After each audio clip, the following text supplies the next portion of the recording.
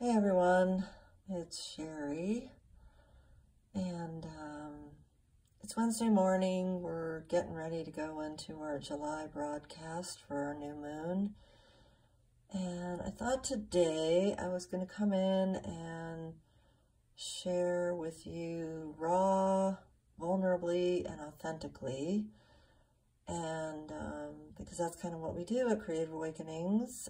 It's not just a place to set our intentions for what we want in the world, but it's also a place where we work through grief, loss, trauma, other things in service to living a big, bold, and full life. And it has been rough since helping Blue transition. And I knew he was a certified healing partner for my clients, and I think I'm really realizing how much he was that for me as well, and helped me through my journey of 7 years of grief and loss, which, you know, that's life, right? But I feel like I've been on quite a path with that.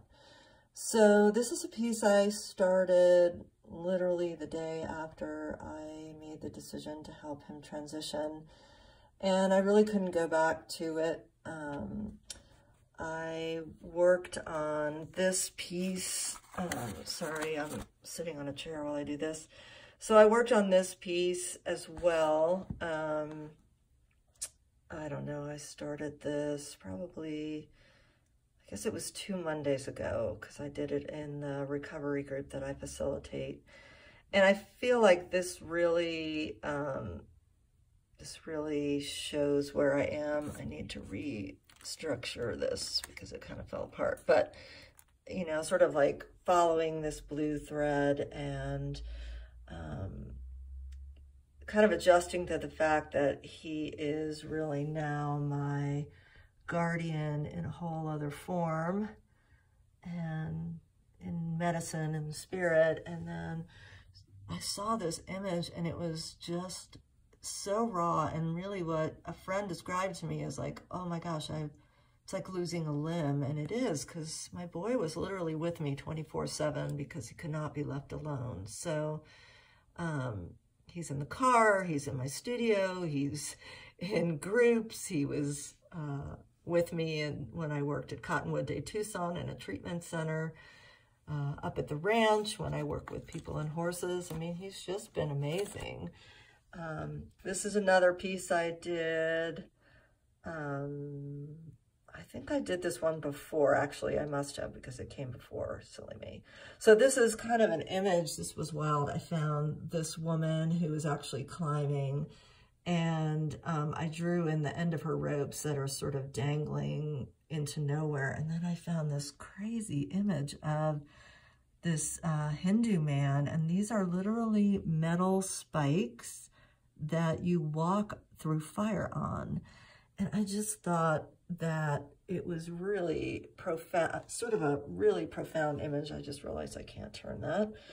And then this is the second part of that. And, you know, like drink water works, because as a recovering person, you know, there's this feeling sort of, you know, floating in the abyss. And then if you open this, you see that there's this sort of beautiful shimmering mask that reveals that, which I will tell you, it was more of a thought than it ever has been, but I know better.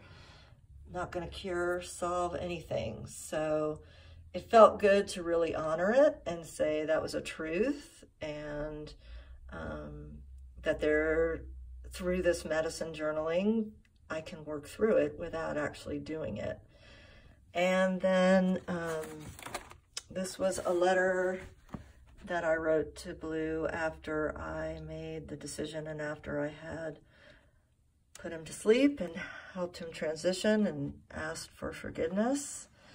And then we come to this page again that I started the day after he passed in the Art, Healing, and Hope class. And I just finished, well, it's not completely finished, but it's getting closer. So I had only added these 2 pieces that day, and that's all I could manage.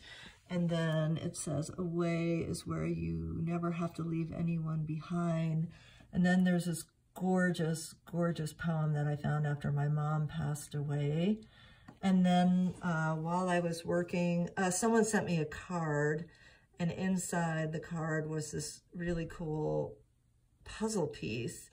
And then while I was working with the women on Monday this week, I found this image that just, oh my gosh, this beautiful goddess woman just spoke to me. I feel like she's carrying my boy now in her arms, and I loved this. The puzzle pieces in the grief card just had that one little heart. And so, you know, and then this was at the Recovery Center, that little sticker. And then there's another little thing here. Yeah, this is less traditional than what I typically do, but I felt like I feel like it's a memorial page, and as I get stronger, just being able to keep working on it. And, you know, each day the deep ache softens a bit, but there's moments of just pure, like, F this. Like, this sucks, but we have to kind of walk on, move on, and so we move through our feelings and emotions in our journal.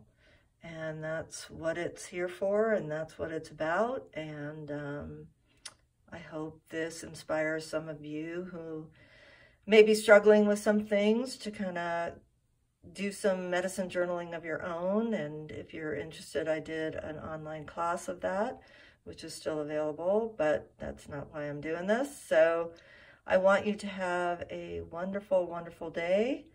And just even sharing the truth of where I am in a raw and honest way helps me know I'm not alone. And I want you all to know that you're not alone. So much love, much gratitude. I will see you. I believe our date's July 2nd, but I will post that actually right now after I post this. Have a good day. Thanks for watching.